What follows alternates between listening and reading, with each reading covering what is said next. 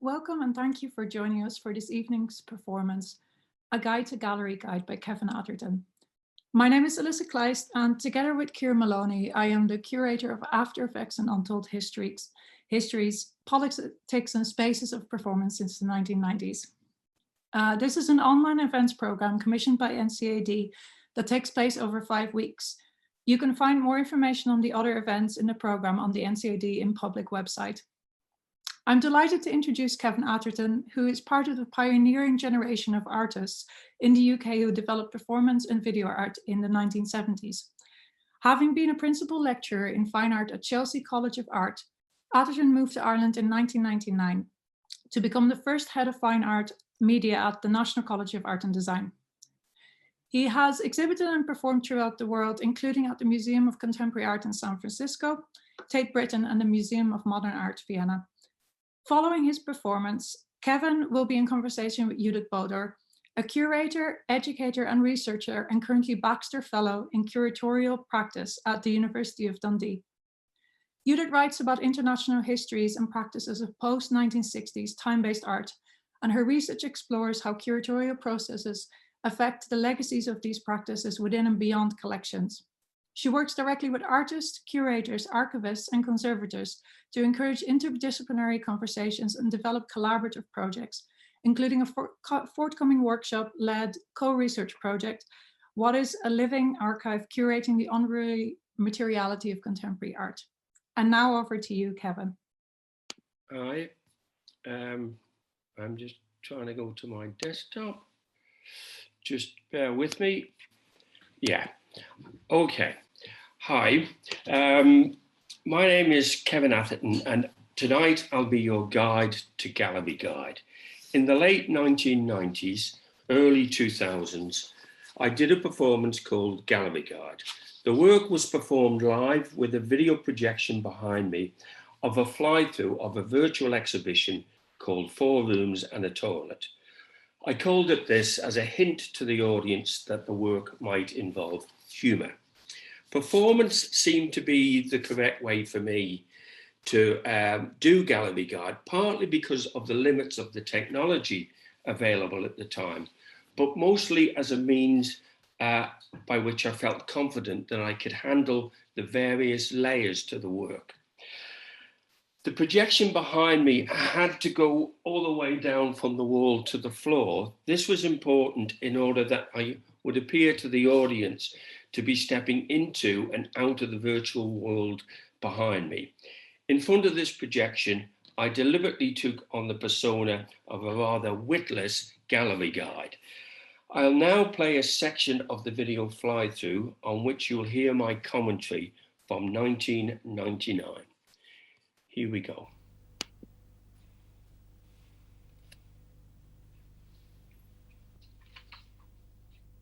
Hi, my name is Kevin. Today I'll be your guide to the exhibition 4 Rooms and a Toilet.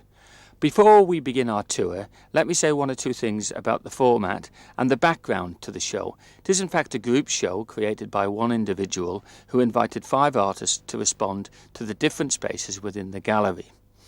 And each of the artists has done this. They've responded to the architectural nature of the 5 different spaces, but they've also been encouraged by the curator to pick up the question of what is the role of the gallery towards the end of the 20th century and the beginning of the new millennium, and to, in the work, in some way reflect upon this, so that when we go on our tour shortly, we'll be able to see that the 5 pieces question notions about the gallery and how the gallery might exist in the future.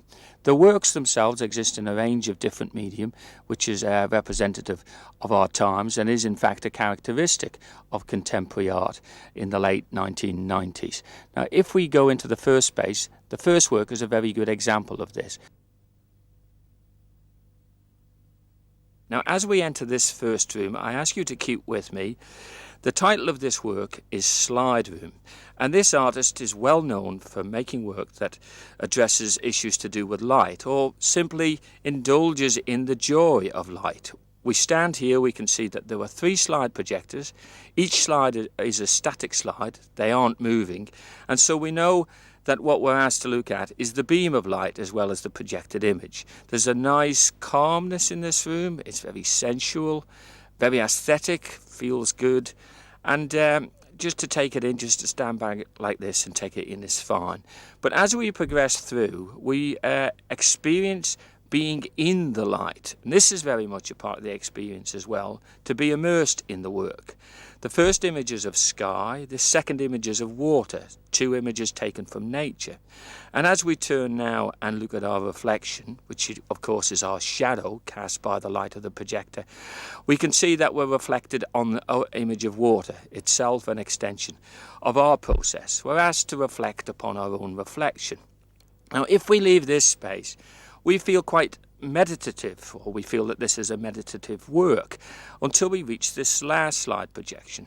We look at it, it looks like all of the others, quite standard. We look down the length of the beam, but this time there is something different.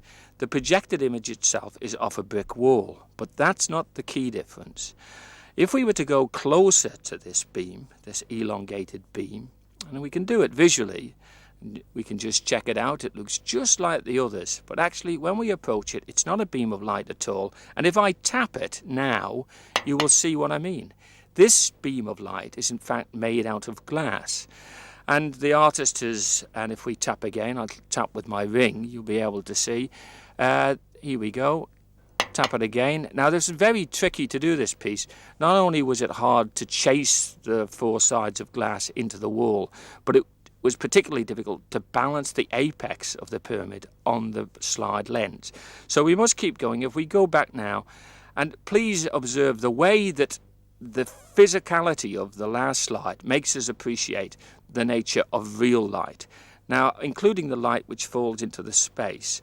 Now, this artist has turned our expectations from our initial ones of thinking this was just a meditative work that reflected on itself, a contemplative piece, but in fact, by the end, it becomes confrontational. Okay, looking back on Slide Room, it's interesting to reflect on two things, both the installation and my performance as the guide. 22 years later on, you'd be hard pushed now to lay your hands on one Kodak carousel projector, never mind three. And if you did, would anybody under the age of 30 know what they were? The installation is, of course, fictional, but I still had to make it believable as a model of installation practice in the late 1990s. But is the work believable now? I don't just mean the meta work of Slide Room, but I mean the whole creative conceit of Gallery Guide as a work as a whole. I think my performance as the guide is suitably deadpan, but it's interesting in hindsight, when he talks about the work appearing to be contemplative, only for in the end for it to become confrontational, I think he's also trying to signal to us his intentions for the entire work. Come with me, we'll go to the next work, but feel free to return to that work or indeed any of the works. Now this room is called Bottle Room, and the artist here is a big fan of the American sculptor Klaus Oldenburg. Now what happens here is the artist has decided to take a small object and make it big. That's Klaus Oldenburg's methodology. But as we approach it, the bottle gets smaller. And in fact, when we get close up to it, it returns to original size. This is not only a tribute to Klaus Oldenburg, but a comment on much sort of giantism within contemporary public art. And this artist wants to pass a comment upon the size of much contemporary art, much recent, particularly public art, in fact, is no reflection of its stature. Now, if we step back, technically we begin to realise what's happening. This bottle is made of rubber, and in the basement of the gallery we have an electronic pump which responds to pressure pads as we step back. If I just look over to my shoulder to check of, oh, this guard is always watching, but who cares? If we can't do this, nobody can. And as we run back in, the pressure pads signal to the electronic pump in the basement to fill the bottle or dilate the bottle of all of the air. This piece is wonderful, and it's extremely popular with children. Yet, if you know about their art world strategies, it makes a cunning side swipe towards much contemporary sculpture. So we leave that behind. Okay, so this is when it should become clear to the audience that there is more than a degree of slippage between my descriptions as the guide of what we're seeing in each space and what is actually going on. The guide's continued persistence, a bit like Mr. Magoo, I always thought, Mr. Magoo in cyberspace, he persists in explaining the sculptures that he encounters as physical phenomena, which belies our own experience of them as digital realities. For this reason, I placed Bottle Room, one of the more obvious of the metal works, as the second work on the tour, because I wanted the audience to begin to experience the work on two levels, and in this way become active participants in constructing the meaning in the work, and for them to do this early on in the performance. Occasionally, when I performed gallery guides, sometimes this didn't happen because they took the performance at face value. I was too good as the guide, and this meant that they weren't getting it. The guide towards the end, I don't know whether you noticed, but the guide slips out of character and behaves too much like me, Kevin Atherton, when he makes his reference to giantism in much contemporary sculpture, particularly public sculpture. By him stepping out of the neutral mediator role, he undermines his own credibility, or risks undermining his own credibility. But we can see now that this is a direct dig at Anthony Gormley's Angel of the North, which went on site in Gateshead in the year before, in 1998. And we head towards the next work. Now, this work led to a change in the title of the exhibition. This work is responsible for the exhibition being called 4 Rooms and a Toilet. Previously, it was just simply called 4 Rooms. But this artist came in and said that she wanted to work in public space, and that the only available public space in a gallery was, in fact, its toilets. So if we enter into this space, which is the female toilets, don't worry, there's no gender in this space, although the work is about gender and about privacy. But what it does, as we enter, the work is simply called toilet. But if we stand here and we look at what we take to be a mirror, we have to ponder, well, if it's a mirror, where is our own reflection? We have a reflection of the plant pot in front of us, or we seem to have a reflection of a plant pot, until as we move up, if I move this plant to the left, I begin to destroy the illusion that this is in fact a mirror. Well, what's going on here is that the artist has intervened into the public toilets, removed the mirror that was there, and has knocked a rectangular hole through to the opposite toilets. Because here at the gallery, we're lucky in that, from this artist's point of view, we're lucky that the male toilets architecturally reflect exactly the female toilets. So if you stick with me, I'll take you through now to the male toilets. So it's an observation on behalf of the artist that we have this architectural reflection, which she herself has made into a piece that in turn reflects upon that. And it has to bring in issues of private public space. I mean, toilets are called public toilets, but in fact, it's private space. Now we come round into this side of the toilets, into the gents, and if we go up to the mirror, we can see that the reflection isn't working, and we can put that right. Now this piece apparently caused terrible ructions, terrible debate amongst the trustees of the gallery, because of course the director of the gallery had to approach the trustees to get the permission to do this piece. And the debate was not made any calmer by the artist's insistence that the gallery, that these toilets remain public. So please bear with that.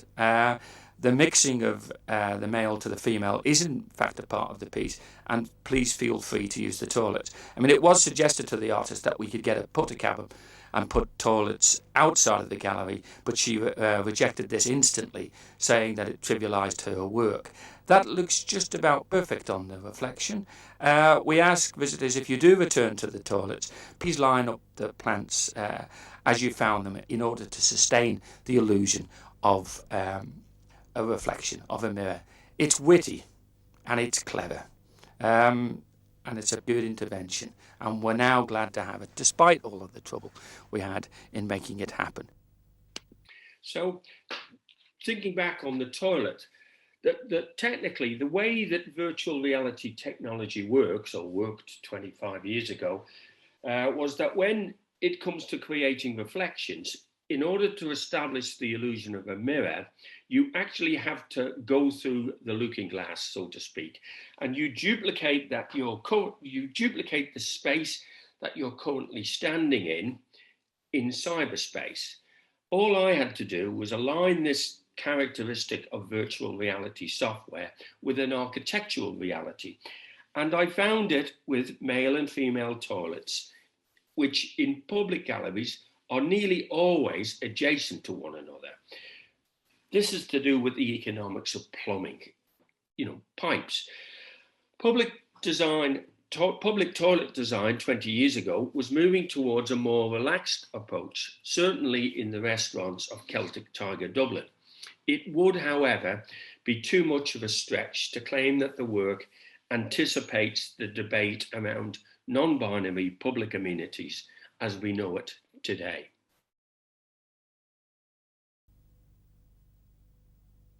This is the shop we pass on the right, and we will turn there later. This last room, which is called Boat Room, uses as its starting point a found object, which is this Victorian cabinet positioned in the centre of the space. This is what the artist found in the local market a few days before the show was due to open. And having found it, he then knew what he wanted to do. First of all, he placed it in the centre of the space, and if we approach it, we can see exactly what it's made up of. Two models resting on an artificial sea. And if we press the button, we will see these two boats begin to set about being in motion.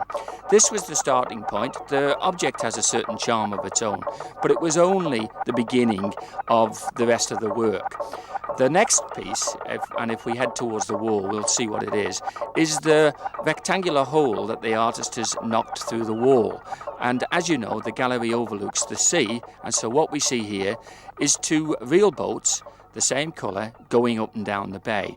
This is in fact a collaboration with the local yacht club, who have agreed to sail up and down the bay in this fashion from 10 in the morning until 6 o'clock in the evening, which of course are the gallery hours. Now when we look back, we can see that there's this relationship between the toy boats and the real boats, which builds on the premise that the piece sets up, and that is that here we have an example of reality imitating art. And we, the viewer, are put in between these two, between the real boats and the model boats. I think it's a wonderfully poetic piece of work. The window out onto the bay, I can't help but feel is a reference to Matisse's balcony paintings or to Raoul Dufay's painted sketches of boats on the Seine. It's a very elegant work, and at its heart appeals to the human predisposition to believe in the notion of magic, or at least to believe in the notion of the idea that somebody is in charge, somebody is coordinating things. Right, now if we go to... So, looking back on Boat Room is my favourite work in the entire exhibition. When I performed Gallery Guide at the Museum of Contemporary Art in Chicago in 1997, which backs onto Lake Michigan, I was able to refer to the two boats as sailing up and down on the lake. Sometimes I'm asked, am I ever tempted to make some of the pieces that are in the exhibition for real as physical exhibitions? The closest I ever got to this was at the Sirius Art Centre, which is housed in a yacht club, a former yacht club, the first yacht club in the world in Cove in County Cork. And what I showed there was I included Boat Room as a 2-minute loop on a flat screen, and I positioned in front of an existing window that overlooked Cork Harbour. We didn't make an agreement with Cove Sailing Club, but nevertheless, real boats did sail up and down the harbour all day during the gallery hours. It's not that I'm taking the piss out of galleries. It's more that with Boat Room, I'm taking the mickey out of the Arts Council's funding procedures, which by putting so much emphasis on new audiences for art, forces artists and galleries to bend over backwards in making uneasy partnerships solely in order to be able to tick the funding box. Okay, on we go. The shop, we'll be able to see that the shop, because we're a new gallery, we took the decision not to over merchandise things, so we have no t-shirts or bags. What we do have is text, serious books on the bookshelves, and of course postcards. These postcards are of this exhibition. If I click down on this one, we can have a look. There's the bottle room and one or two of the pieces, including the boat room, which we've just been into. These are serious texts which will help explain some of the exhibitions that we hope to put on in the future. Postcards, I think, are quite reasonable. Feel free to come back and buy them at will. Oh, well, it's very pleasant in here all together. Right, I'll just go over here and have a word with my colleague, see how things are going, see how business is. Hello. Has the show been up for long? Yes. Are the works for sale? No. Has the show been reviewed yet in the popular press? No. Oh, is that the catalogue? Can I have a look, please? No. Is the catalogue illustrated? Yes. Oh, sorry. Can I come back and buy a copy? Yes. Do you think the art press will take much notice of it? Maybe. Anyway, I'll see you later. I've got to carry on with the tour.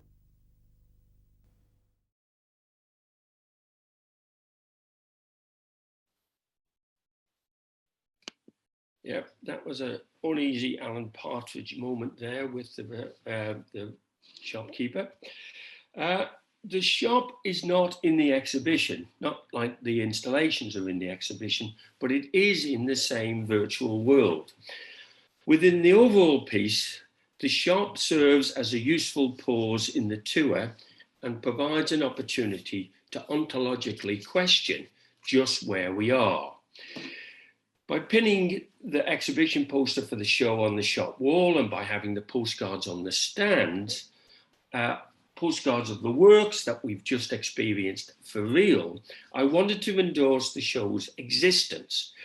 This mise en abîme, or thing within a thing, is most evident with the catalogue. And the catalogue includes images of the works in the show, the works that we've just seen.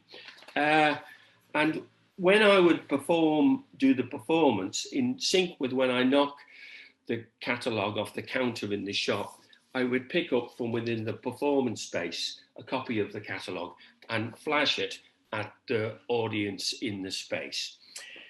Initially, when it came to write the catalogue, I struggled to establish for myself who I was in doing the writing. I had to separate myself from the guide, but I had to work out I wasn't one of the artists writing the catalogue either.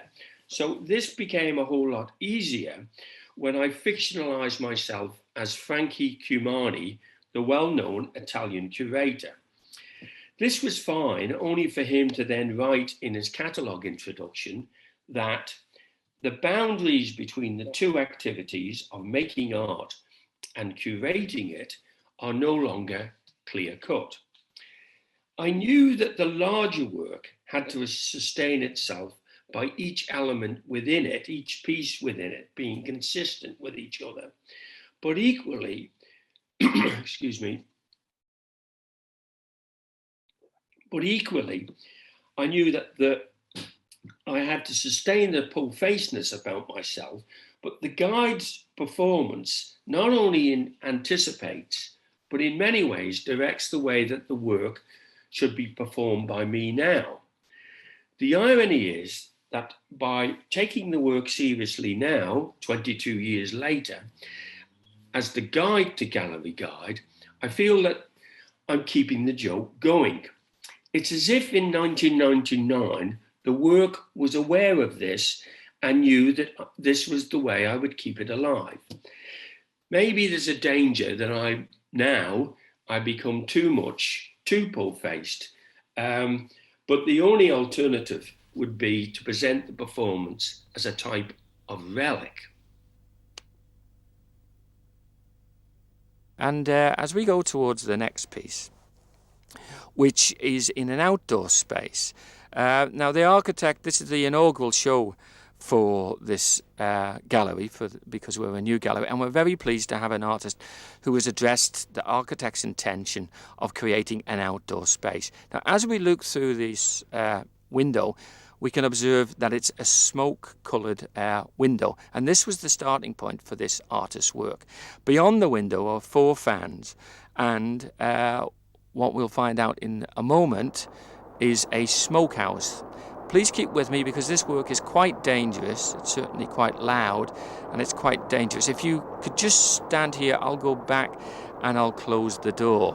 What we're seeing here is a work called Smokehouse, and in fact, the poetry of it is a house made of smoke. These smoke-coloured windows were the starting point, but the artist herself is from Scandinavia, and notions of smokehouses belong to her childhood, or memories of childhood. Now, what's occurring here is there are smoke machines beneath the turf, and the 4 fans are blowing the air patterns which create this image of a house. The work is to do with everyone's childhood, not just to do with the artist's childhood, because the notion of the house as a symbol of security features a lot if one remembers one's childhood memory of fairy tales. We can go inside the room, but people with asthma are please don't come here into the space, because you might have problems breathing. And as we look down, we can see how well the air patterns sustain this architecture, which is made of smoke. I'm sure the architect would be very flattered to know that within his external room, the first artist to show in this space, has made a sculpture that takes an architectural form. That is a house made out of smoke. It has a particular edge to it. The guard is watching us. You might be surprised, or maybe you mightn't be surprised if you know the artist's work, to know that the presence of the security guard was deliberate, in that it adds an element of threat which might encourage us to enter into the smoke room itself. So all things in this space have been considered. If the fans are at all wonky, we get a whole whiff of smoke. We'll just have a tower of smoke going skywards. At the end of the day, when we turn the fans off, there's nothing, there's just smoke. Now back through these windows, keep with me if we could all gather in the corridor. And again, it's nice and quiet now when we get back into the gallery. But simply by picking up on an aspect of the nature of those windows, i.e. the smokiness of the glass, this artist has built what I think is a monumental piece of work. This is the second work in the show by a woman. The first was Toilet by the Australian artist Erin Taylor. And interestingly, she, like this artist, Annie Jensen, is also outside the main gallery space. I'd rather not think that this was Frank Cumani as the curator marginalising women artists in the show. Within the catalogue, in fact, he reveals that Anna selected the outside space herself. But what I would prefer to be seen is that Cumani, in a way, is recognising that women in the late 1990s were marginalised by the museum. Gallery Guide is a satire, a Menippean satire, and it pokes fun at the gatekeeper figure. The gatekeeper figure who controls who's in and who's out of the gallery system. The work takes the piss out of that, not the artists. On an autobiographical note, it was around about this time in my late 40s, my asthma returned. I'd had asthma when I was a child. It was called nervous asthma, and I got it as a consequence of my brother having physical asthma. I was worried about him. He got better. I was stranded with nervous asthma. But it went away, faded away, certainly by the time I went to art school in the late 1960s. But when it came back, it returned, and at the time I was making this work, that's why I thought it was permissible to make reference to asthma. I was a sufferer of asthma. And I went to, I saw a specialist at the Brompton Hospital because I thought the asthma had returned because of the stress I felt under running the project, making this piece, being a full-time lecturer. And the lecturer said, rather casually, he said, no, that was nothing to do with it. The asthma was only taking a rest and it was always going to come back. A bit like this performance. So we leave that behind. There is, in fact, another space, which I forgot to mention. It's the lecture gallery space at the auditorium. So can we go in here quietly? Because I believe there's a lecture or a talk going on here. This brings us to the end of our tour of the exhibition 4 Rooms and a Toilet, and also brings my role as the gallery guide to a close. I hope that you've enjoyed the exhibition and that in some way my explanations, not to say speculations on the pieces and on the exhibition as a whole, have in some way been informative and who knows, even illuminating. I'd most like to think that the curator of the exhibition, in picking the exhibition, has created a situation where the sum is greater than the whole. By that I mean that the artists themselves are sufficiently diverse that there is no house style, and that all of the artists have directed their notion of the gallery and the role of the gallery towards the end of the century in a challenging and questioning way. But perhaps you've got some questions. If you have any questions, why don't you ask them of him?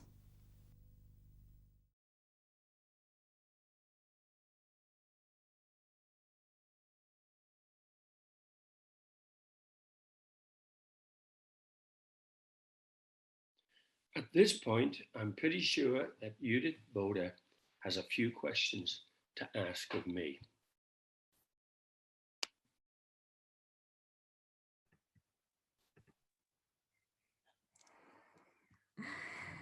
Good evening, Kevin.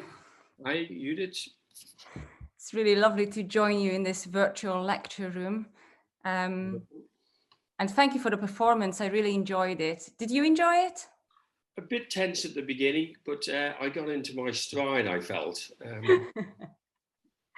Anyway, I'm really happy, and thank you, Alyssa and Chiara and Aftereffects crew to invite me to discuss Gallery Guide. This is a work, I have to be honest, I didn't know much about until recently, but I think it's perfect for Aftereffects, Untold Histories, Politics and Spaces of Performance for the reason that it's a relatively unknown work. It connects directly with the politics of the art world, and it experiments with new media contexts for live performance in the 1990s, but perhaps more significantly, even more today. So I'm looking forward to discuss that with you today.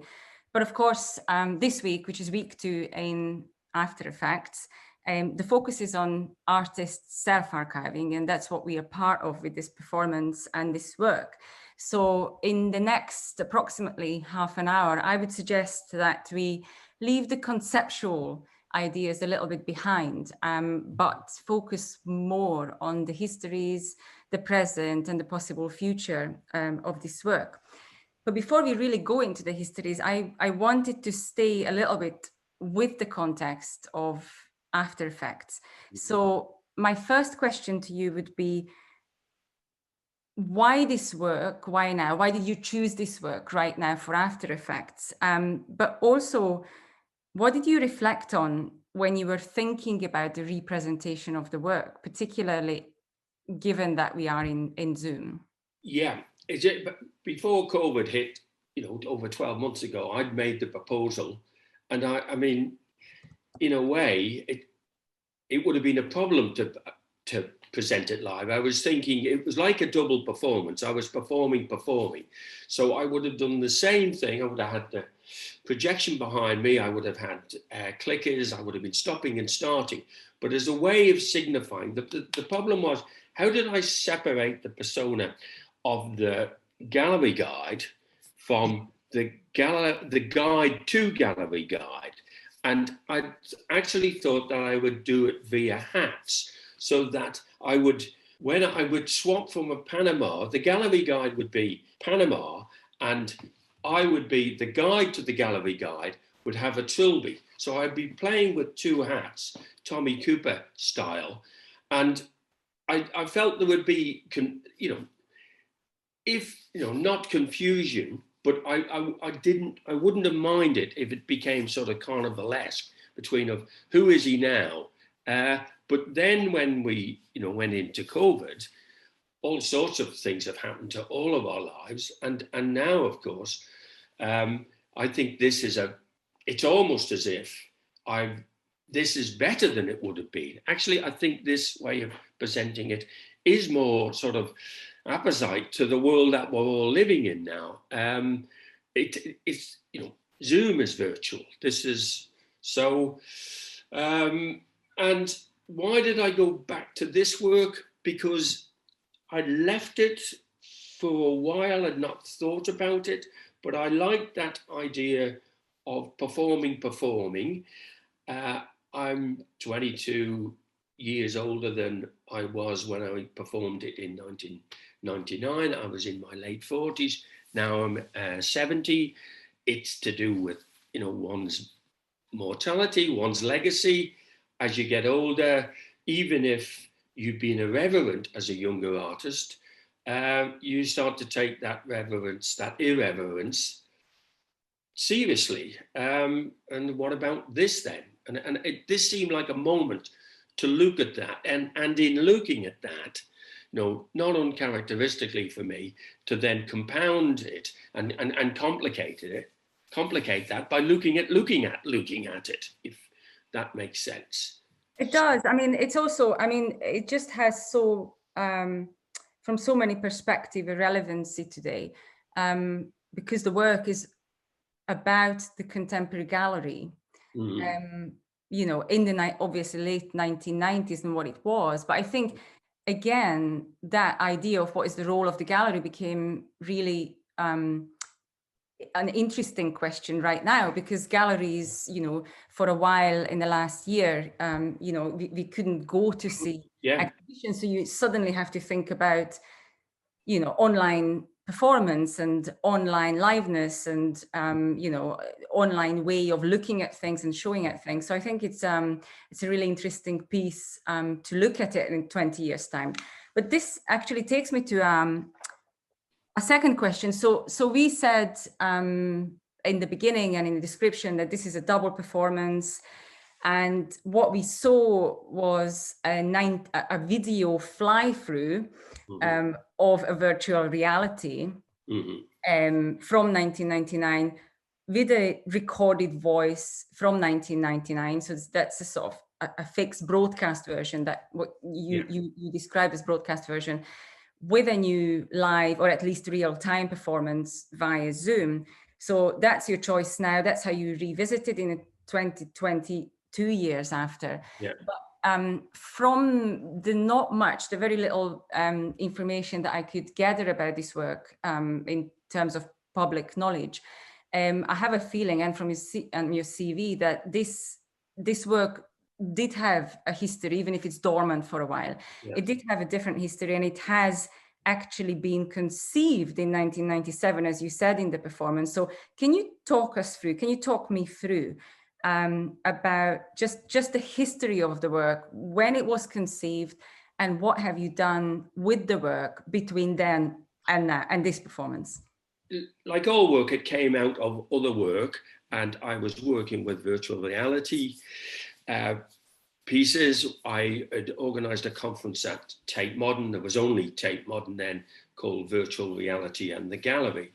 And then it answers the question. It's had many iterations, but at its core, there is on a disk somewhere on a shelf in this room, if I could find the right software, I could go back into it. There is a model of a gallery created in a software called Superscape, a sort of off-the-shelf solution. And there are the 4 rooms and a toilet, as we experienced in the fly-through. There's the catalogue that includes images of those work. It's been reviewed by Frank Cumani in the catalogue. And the fly-through has been bought by the library at the Bauhaus in Zurich, I think, and it's a number of people saw many iterations. A number of people would have attended the performance at the time of the performance, and that thing about coming up to the end of the millennium. There was a lot of hopes for virtual reality technology, and you know, I totally believed that by now we'd be walking around in headsets, and I'm still waiting for a return of the headset. But I think the virtualness that was occurring anyway, but COVID has put a particular focus on it. In many ways, what happened to virtual reality? It didn't happen within an immersive world. This world changed. So the things that that the work touches on, I mean, going back to the early days, there were one or two different versions of the gallery space. There were earlier metaworks. The metaworks changed.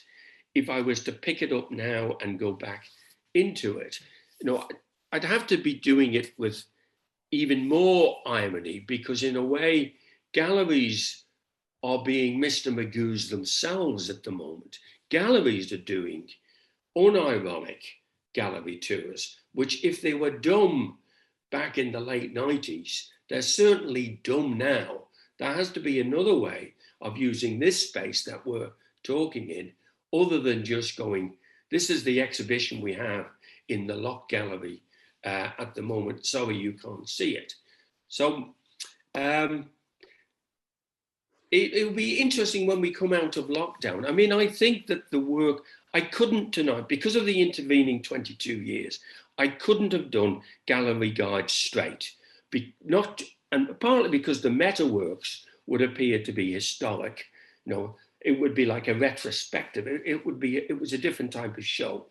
But if I did it dead straight again, it would be like I'm denying what's happened in between.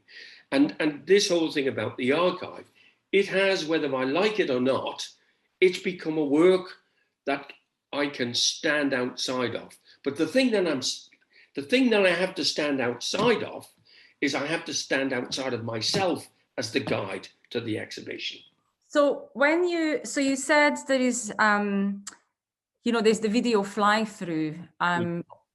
It had a version which didn't have the voiceover, and then a broadcast version with the voiceover. Yes. So I guess in terms of the re-performances, what most of the time you would use is the one without the voiceover, and your live performance would be.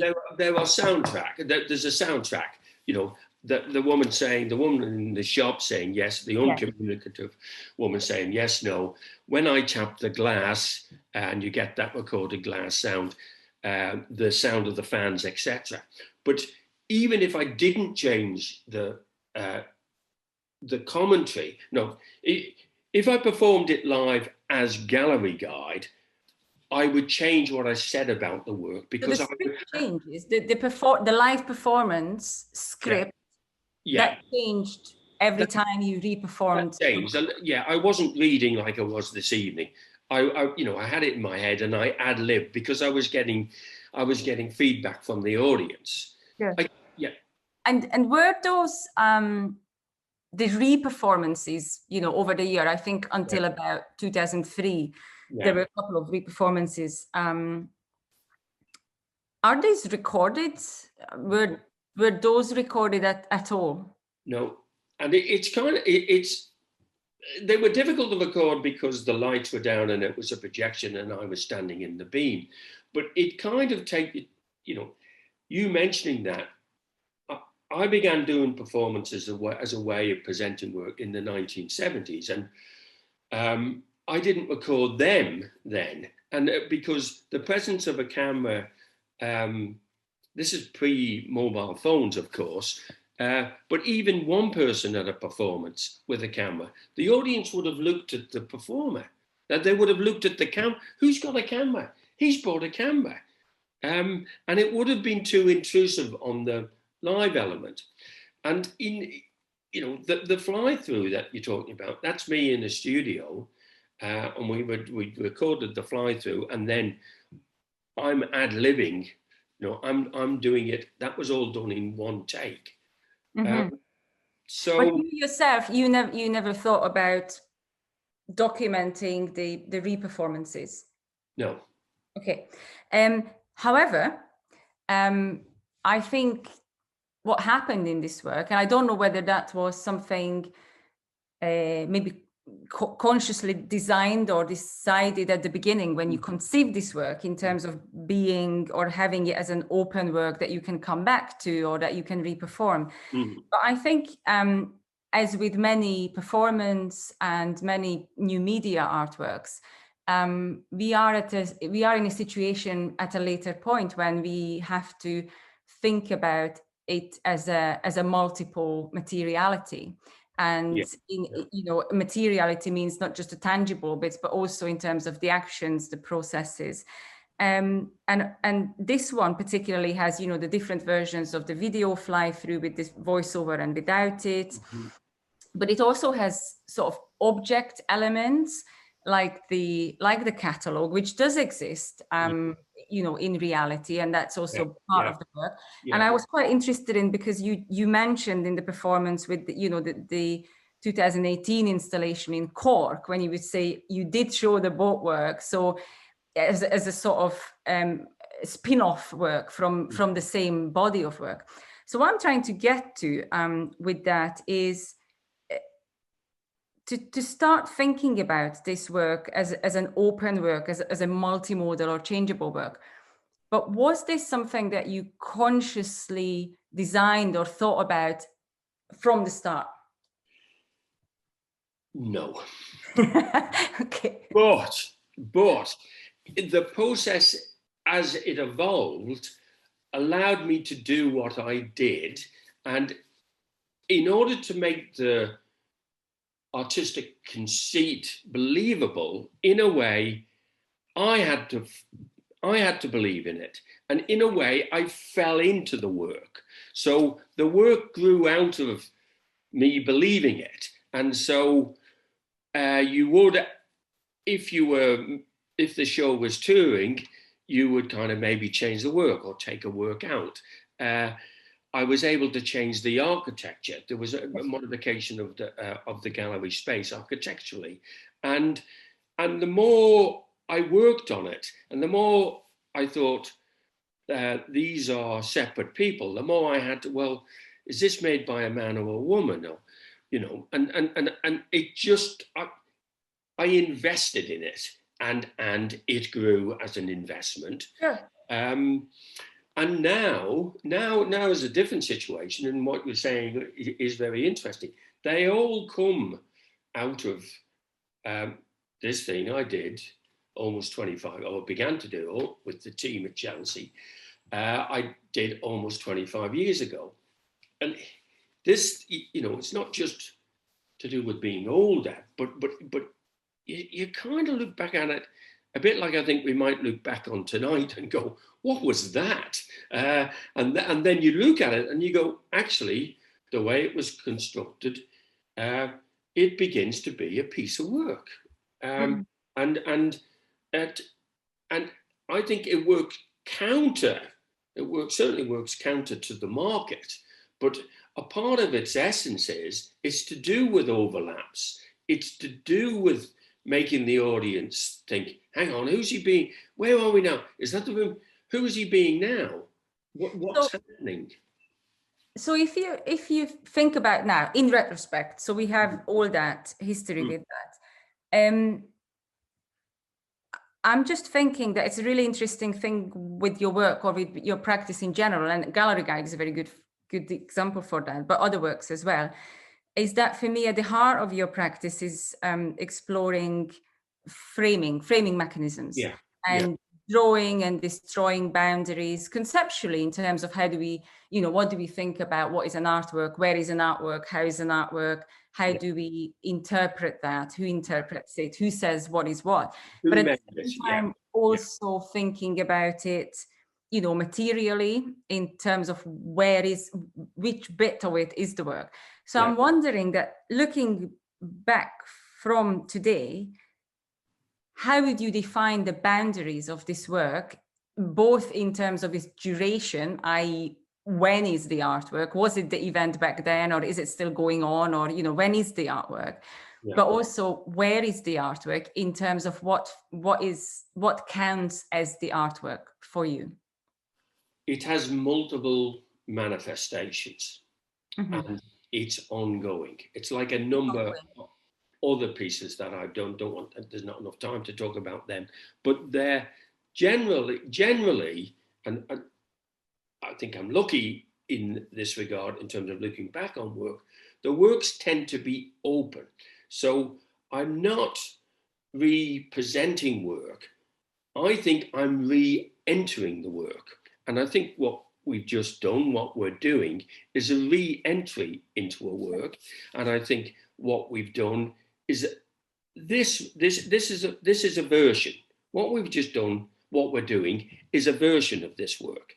I think in the same way that you say, what if you did this work again next week, Kevin? I think that if we did this work again, it would be another version. Even if it was exactly the same ingredients, if it was you and I and we repeated this, it's certainly open to change. It changes inevitably because it's live, and you can't script. No, that is good. So then the work is still going on. We understand that it's an open work. It's a process that's going on, maybe temporarily re-entered, not all the time and not continuously. Yeah. But you also said something in the performance, which I think is really interesting because of that, is that you mentioned your interest in, I think you said, keeping the performance alive. Yeah. And you said, because the other option would be to present the performance as the type of relic. And I think it's really something that shows an interest for, being an artist who behaves curatorially, an interest in preservation and an interest in self-archiving. Yeah. Regardless of the fact that you are actually quite critical of the other type of curator as the gatekeeper, but the artist curator. So, and I think, as you said, in your practice, that's something that comes back over and over again, like with the boxing match. You did that with other work as well, that you use a video from earlier time, and then you re-enter the work from today's perspective. Now, what I think is interesting in this, from two perspectives. One is to do with technological obsolescence. So obsolescence is always embedded within new media artworks, any kind of media works that we need to deal with, the time passing with it, and what do we do with that? So the update is needed all the time. The other interesting thing about it, which you already mentioned, is your interest in time passing from an autobiographical point of view. So the human mortality. So can you tell me about this very, very particular approach that you use to keep performance alive, and comment on your interest in self-archiving? Yeah, it's interesting. I think for me, it's important which way around the autobiographical thing occurs. It's not somebody leading a life and then kind of being expressive about that, going, oh, there's the life. I've led a life as an artist lecturer. I've had, the way that most people make a living is multiple, teaching, making work. My practice has been, I made, the work, performance, video, public sculpture, etc., etc. So when I return to a piece that I had made before, it becomes autobiographical. Sometimes poignantly autobiographical. Like if I would have performed Gallery Guide live at NCAD, if there hadn't have been COVID, there was a problem that I was aware of, which was that I would have been doing the commentary live. And at the point where you see the cursor on the beam, I would have tapped the glass. And normally I just automatically used to do that with my wedding ring, which I had worn, you know, since I got married when I was 27. But my wife, Vicky Robertson, Vicky, died in 2005. And as a part of the grieving process, eventually I took the ring off. And I was thinking about Dublin. How would I perform this? Because it's a different sound where it's knuckle on glass. It wouldn't match. So in that way, autobiographical aspects of one's life comes into the work. But it's a life mostly taken up with making art. So the art objects, performances, or whatever have a place in that narrative. So I might in the past have thought that a work was about exploring the formal parameters of a particular medium, but when I revisit it, because all of the evidence of the life in between is there, because I'm bald, I'm an old man, it cannot help but be a part of the work. But it's somehow it's crucial for me anyway, that it's that way around. But what's interesting about it, I think, is that, and it goes back to Frank Cumani's work, or words that you said about, the boundaries between two activities of making art and curating are no longer clear cut. Yeah. And I think we can also say, or add to it, that the boundaries between production or producing art, curating art, and preserving art, at least in your case, or at least in your practice, is very much blurred, which is very different from how it would be in the art world system in the museum, when there is the artist who's the producer or author, the curator, mediator, interpreter, and then the conservator who preserves the work technically. Yeah. Or materially. So it's interesting in your work that you kind of perform all these roles, and what it allows you as the author or the singular author of the work is that every time you re-enter the work, you can radically change it because you are the author, so you can do whatever you want with that. But of course, the moment this work would be collected, that would become much more problematic, because you would step back from the work, or you would need to in some way fix it. So I'm just thinking, what do you think could or will happen, because it hasn't really happened yet, apart from the broadcast version, with this work, particularly if it's collected? What's the future? I think it's time that the work recognised the genius of this piece, both historically and this evening, and that they see that you and I talking about the work, although it might appear to be in a marginal space, actually is a part of the work, and that this version of this conversation between you and I makes this work collectible. But in 2 years' time, it might be that I do this again with a different curator, critic, writer, and that's another version. Or we do it again together, and that's another version. But the idea, in order to avoid the relic, the whole idea of authenticity, it's like, these were the underpants I wore in that performance in 1972. And that's where it gets absurd. The authenticity isn't in the fabric of the Y-fronts. The authenticity is to do with the intentionality of most performance art was to be disruptive, to dissolve boundaries, to mess around with frames, to make the audience an active participant in the work. So 40 or 50 years later, it's a total contradiction to say, there are the Y-fronts. It's a complete... So rather than sell out in that respect, it continues to be vital that the work continues that type of disruption, that the work causes these problems. It goes on. You're absolutely right to say there's a problem here. But the problem is the thing that if you get rid of the problem, it's not worth preserving. It's like preserve the problem. Preserve the problem, not the solution. The solution isn't interesting. It's like when I'm dead, I won't be able to do this anymore. But I'd like to leave the problem in somebody's hands. I don't want to hand over the solution. Brilliant way to do it, because I think actually the work is about, in its core, the best thing about the work is that it keeps you questioning things over and over again in every, from every perspective, conceptually, materially, as a performance, and in relation to liveness, which actually takes me to, we are a bit over, but I think I have two brief questions to you, which I do want to ask. So I'm gonna hold you up a little bit more. But one is to do with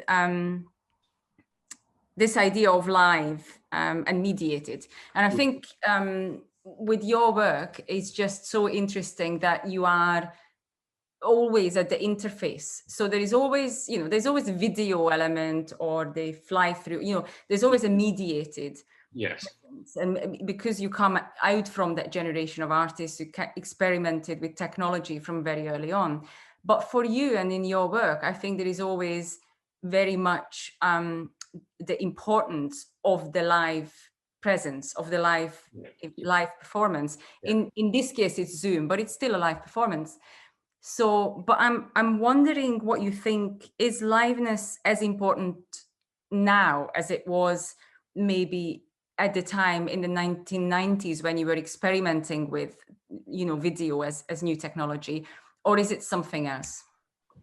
I think it's changed, but I think it's if the choice is between live or dead, give me live every time.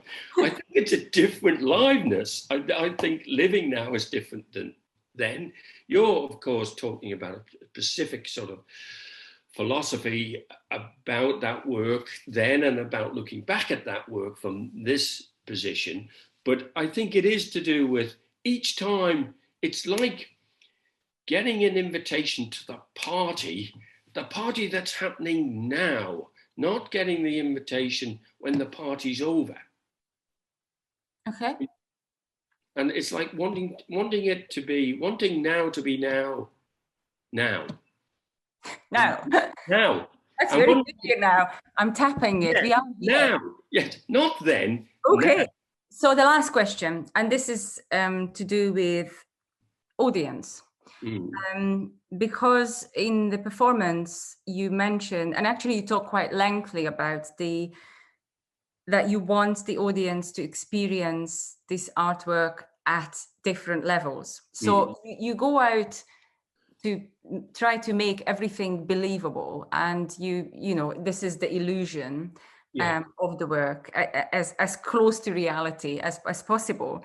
But then you also say that you wish that they themselves realize the slippage, the difference between what happens actuality and so there is this kind of desire that you hope that the audience gets it. So my question is, what is really the role of the audience in your work, but how important it is for you, or from your perspective, that the audience gets it? It's vital. And they have to get it on more than one level, because my po-facedness isn't for real, the works aren't for real, but the combination of the two, that's for real. It's not alive if you're just getting one thing. You're not active. And if the audience aren't getting it, and on occasion with Gallery Guide, there were times when they were only getting it in terms of the meta works. I saw students writing down, doing diagrams of the works within the exhibition, which was to come, within the virtual exhibition, which was to miss the whole point. Okay. Right, Kevin. I think we need to bring to a close, but I have a surprise for you. So this event was really designed that I'm talking to you only and there's no audience question. However, there's one question that slipped in from somewhere. So my question to you first is, are you ready to answer to that? Do you have a surprise question now? It's not, I have a question from somebody which slipped through, and Right. Okay, if it slipped if through, you're- let's have up for it, I read it the for you. question. Let's have the question. So this is a question. Do you agree with the notion that art in the absence of an explicit function becomes a way of looking at looking? And if that is the case, how does something like selfie culture encroach on that? I think it's very much a part of it, but both my practice and selfie culture needs to not be about the self, but needs to question what a self is. Thank you. So this is the last surprise question, and I think we are 7 minutes late. So I do need to bring this to the close. But thank you, Elisa, and all the crew for inviting us to talk to each other and to meet each other a couple of weeks ago. I really enjoyed it. Thank you, Kevin, for the performance and to talk to me tonight. And thank you, everybody at home who watched us from home, and we really hope that you enjoyed the guide to Gallery Guide. Thank you.